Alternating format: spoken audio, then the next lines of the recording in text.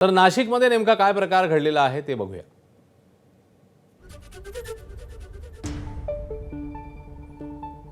सर्व पीडित महिला, तरुणी आणि आरोपी एकाच कंपनीत कामाला असल्याचं समोर येत आहे।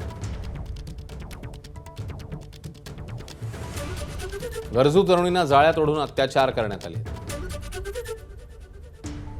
नाशिकमधील लैंगिक अत्याचार प्रकरणी आतापर्यंत 9 गुन्हे दाखल आहेत।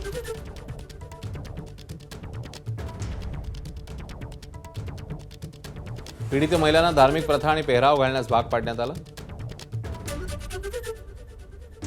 2022 पासून आतापर्यंत 25 ते 30 महिलांसोबत लैंगिक अत्याचार करण्यात आले।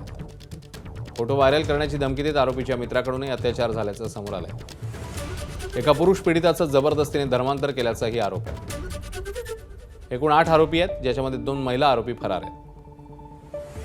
कंपनीतल्या एका महिला मॅनेजरवर देखील दुर्लक्ष केल्याचा आरोप आहे।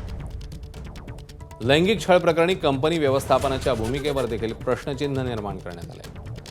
नाशिक पोलिसांकडून विशेष तपास पथक स्थापन करण्यात आले। अधिक पीडित महिलांना तक्रारीसाठी पुढे येण्याचं आवाहन करण्यात आले। पोलीस तक्रारदारांची ओळख गोपनीय ठेवणार आहेत।